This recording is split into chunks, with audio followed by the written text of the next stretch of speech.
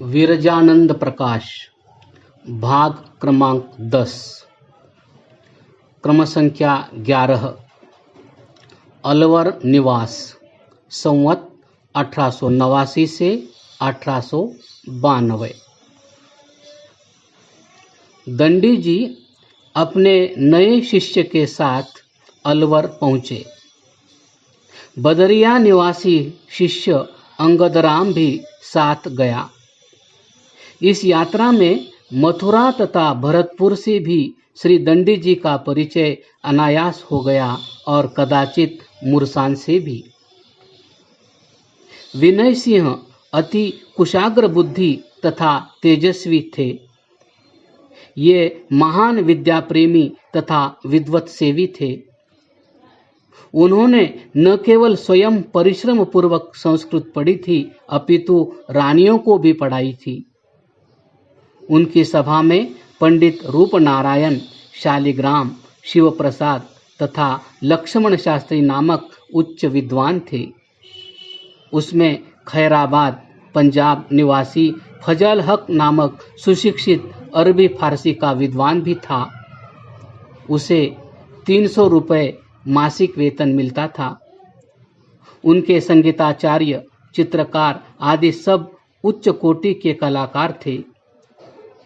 विनय सिंह का बनाया सरस्वती भंडारागार अर्थात पुस्तकालय दुर्लभ महत्वपूर्ण ग्रंथों का बहुमूल्य संग्रह है। इसमें संस्कृत के साथ फारसी के महत्वपूर्ण ग्रंथों का भी प्रचुरता से संग्रह किया गया था। कुरान शरीफ की एक पुस्तक पर 50 सहस्र रुपये व्यय हुए थे। गुलिस्तान 2 लाख रुपए में लिखवाई गई थी। अलवर का यह प्रसिद्ध सरस्वती भंडारागार विनय सिंह के विद्यानुराग को शतमुख से उद्घोषित करता है। विनय सिंह के महान प्रयत्नों ने अलवर को भी कुछ समय प्रसिद्ध विष्णुस्मृति नगरी बना दिया था। काशी के प्रसिद्ध पंडित स्वामी राम मिश्र भी अलवर की उपज थे। अलवर के प्रभुत उच्च पंडितों ने भारत के विविध प्रांतों में प्रचुर सम्मान तथा धन पाया तथा अलवर को कीर्तिमती बनाया। अलवर का राजप्रासाद कुछ समय तक परस्पर विरोधिनी लक्ष्मी तथा सरस्वती का संगम स्थल बन गया था। विनय सिंह जैसे विद्यानुरागी तथा विद्योत्साही थे, वैसे ही शासन कार्य में कठोरतर न्याय के पक्षपाती थे। कभी कभी वे कुपित हो यमराज सा भयंकर रूप धारण करते थे और एक ही आज्ञा से एकाधिक शिर भी धड़ से पृथक करा देते थे। ऐसे आपाततः विरोधी गुणों के संगम स्थल विद्वत सेवी विनय सिंह विद्या, प्रतिभा, पवित्रता, त्याग तथा तेजस्विता के राशि विरजानंद के संपर्क में आकर उन्हें अपनी राजधानी में लाए बिना संतोष लाभ न कर सकते थे। वे विविध अनुनय, विनय तथा नियमित अध्ययन की प्रतिज्ञा कर उन्हें साथ लाकर संतोषामृत तृप्त हुए। नवयुवक विनय सिंह के आगामी विकास में दंडी जी का बड़ा भाग था। यतिभूषण विरजानंद अलवर पुरंदर के साथ संवत 1889 के वैशाख में अलवर आ पहुँचे। कटरा में जगन्नाथ मंदिर के पास एक बड़ा गृह उनके निवास के लिए नियत हुआ।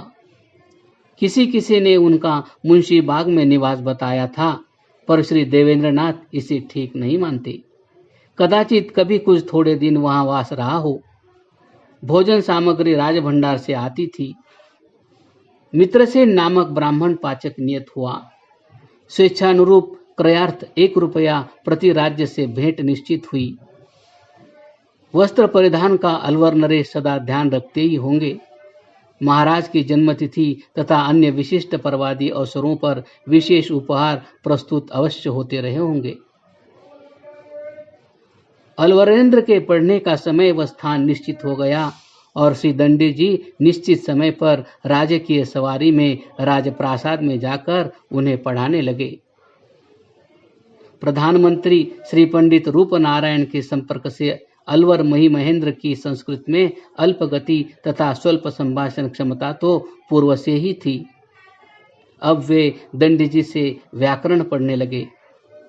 यति मूर्धन्य ने उन्हें वरदराजकृत लघु सिद्धांत कौमुदी पढ़ाना प्रारंभ किया। अलवरेंद्र की इच्छानुरूप एक नया ग्रंथ शब्दबोध बनाकर पढ़ाया। दंडी जी जैसे उत्कृष्ट पंडित थे, वैसे ही अध्यापन कला प्रवीण भी थे। वे कहा भी करते थे, वक्तुरेव ही तज्जाड्यम श्रोता यत्र न बुद्धते। अर्थात वक्ता यदि श्रोता को अपना अभिप्राय हृदयंगम न करा सके तो यह वक्ता की ही जड़ता है। अलवर में दंडी जी के 3 शिष्य, 1 नरेश, 2 अंगदराम बदरिया निवासी, 3 प्रेम सुख अलवर निवासी, तो उनसे नित्य ही पढ़ते थे। अवश्य ही कुछ अन्य लोगों ने भी अध्ययन किया होगा, पर इस विषय में हमें कुछ जात नहीं है। अध्यापन से बचा समय भगवत भक्ति चिंतन मनन में यापित होता था। अलवर का सरस्वती भंडारागार अपने सुविकसित रूप में तो बहुत पीछे आ सका होगा। दंडी जी के अलवर निवास काल में उसका प्रांजल प्रारंभ संभवतः ही हो चुका होगा।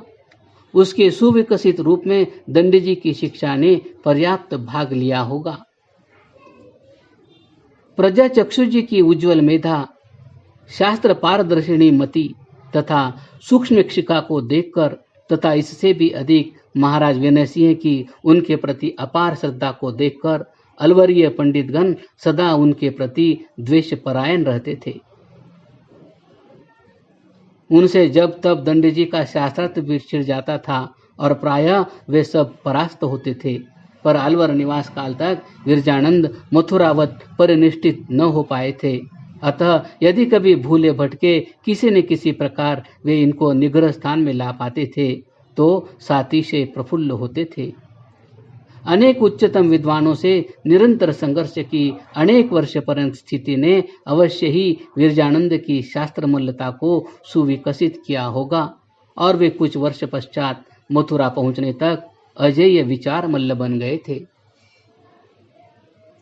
स्वामी विरजानंद जी सरस्वती का मनुष्य जाति को सर्वश्रेष्ठ दान है आर्ष ग्रंथों की उपादेयता का सिद्धांत।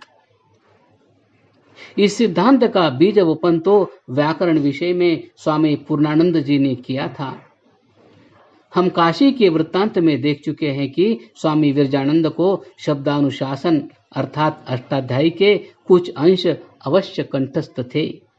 सो आरंभ तो इस विचार का व्याकरण के आर्ष ग्रंथ शब्दानुशासन तथा महाभाष्य की अनार्ष ग्रंथों की तुलना से हुआ था, पर इस समय तक यह विचार अधिक व्यापकता प्राप्त कर चुका था।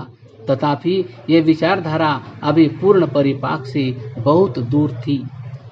हम मथुरा वृत्तांत के वर्णन में इस प्रसंग की पुनः चर्चा करेंगे। श्री दंडी जी का अलवर निवास प्रायः 3.5 वर्ष रहा होगा। सर्वत्र अप्रदृश्य तेजस्वी नरेंद्र विनय सिंह पंडित जन के साथ प्रायः विनम्र रहते थे, पर दंडी जी के साथ तो अतीव त्रस्त भाव से बरसते थे। उनका अध्ययन अनवच्छिन्न नियमित रूप से चलता रहा। उनको राज्य में प्रतिवर्ष जनसंपर्क यात्रार्थ भी जाना पड़ता होगा। इन दौरों के समय भी संभवतः दंडी जी भी साथ जाते होंगे। हाँ, 2-4 दिन को विनय सिंह जी कहीं अलवर से बाह्य जाते होंगे तो संभवतः अवकाश मांग कर जाते होंगे। विजयादशमी आदि पर्व तथा अन्य विशिष्ट अवसरों पर तो अनध्याय रहता ही होगा। दंडी जी ने विनय सिंह को शब्दबोध, रघुवंश, विदुर प्रजागर, तर्क संग्रह आदि पढ़ाकर अच्छा संस्कृतज्ञ व संस्कृत भाषी बना दिया था। हम ऊपर कह आए हैं कि प्रायः 3.5 वर्ष विनय सिंह का अध्ययन नियमित रूप से अनवच्छिन्न चलता रहा, पर एक दिन दंडी जी राजप्रासाद में यथा नियम नियत समय पर शिविकारूढ़ होकर पहुंचे, पर विनय सिंह बिना सूचना अनुपस्थित थे। विरजानंद उचित समय तक प्रतीक्षा कर क्षुब्ध हो स्वस्थान पर चले आए और अलवर त्याग का दृढ़ संकल्प कर लिया। विनय सिंह स्ववचन भंग से अनुतप्त थे और पूज्य गुरुवर्य का अलवर त्याग संकल्प जान अत्यंत संतप्त और मर्मविद्ध हुए। यद्यपि वे जानते थे कि गुरुदेव एक बार निश्चय करके कदापि न बदलेंगे, पर उन्होंने स्वयं दंडी जी के स्थान पर उपस्थित होकर अनुनय विनय पूर्वक क्षमा याचना में कोई कोर कसर न रखी। पर दंडी जी अपने संकल्प पर पूर्ववत दृढ़ रहे। सरल शब्दों में कह दिया, अब मैं यहाँ नहीं रह सकता। वचन व्यतिक्रम होने पर न आपको रोकने का विचार करना उचित है और न मुझे रुकने का। और उसी समय घर में उपस्थित फल मंगाकर उनको आशीर्वाद दिया। अलवर नरेश ने 2500 रुपए की स्वर्ण मुद्राएं मंगाकर भेंट की। दंडी जी इन स्वर्ण मुद्राओं तथा आवश्यक पुस्तक आदि सामग्री लेकर दूसरे दिन प्रभात शिष्य अंगदराम के साथ भरतपुर को चल पड़े। कहते हैं शीघ्रतावश अनेक पुस्तकें तथा पर्याप्त रुपया भी वहां रह गया। सब लेखकों ने माना है कि अपने जपानुष्ठान से विनय सिंह को पुत्र रत्न प्राप्त कराने वाले मतीराम ब्राह्मण के अत्यधिक सत्कार से विरजानंद अलवर से विरक्त हो गए थे, पर यह नितांत असत्य है। दंडी जी अलवर से संवत 1892 के उत्तरार्ध में चले गए थे और विनय सिंह के पुत्र शिवदान सिंह का जन्म संवत 1902 भाद्रपद शुक्ल 13 रविवार 14 जनवरी 1845 को अर्थात दंडी जी के जाने के प्रायः 10 वर्ष पश्चात हुआ। अतः मतीराम की सविशेष राजप्रासाद भाजनता निश्चय ही दंडी जी की अलवर विरक्ति का मूल न थी। शिवदान सिंह के जन्मकाल तक दंडी जी मथुरा पहुंच चुके थे। संभव है उक्त सत्कार का व्यतिकर सुन उन्होंने कहा हो, एक अविद्वान इतने अधिक सत्कार का अधिकारी न था। पर इस बात का अलवर त्याग से दूर का भी संबंध नहीं है। अलवर नरेश का राज्यकाल अतीव संकटमय परिस्थितियों से भरा हुआ था। ब्रिटिश शासन की आज्ञा से संवत 1883 में राज्य के पर्याप्त उत्तरी भाग का पृथक राज्य बन गया था। इन बलवंत सिंह की राजधानी तिजारा थी। सुना जाता है कि दंडी जी की उत्तम सम्मतियों ने विनय सिंह का अनेक कठिन परिस्थितियों से उद्धार किया था। अलवर अद्भुतालय में एक कलमी चित्र मिला है, उस पर नामोल्लेख नहीं है। अनुमान किया गया है कि वह दंडी जी का चित्र है। चित्रकला विशेषज्ञों को देखना चाहिए कि इसका दंडी जी के प्रसिद्ध चित्र से आकृति साम्य है अथवा नहीं। दंडी जी का स्वर्गवास 90 वर्ष की आयु में हुआ। उनके शव का चित्र लिया गया था।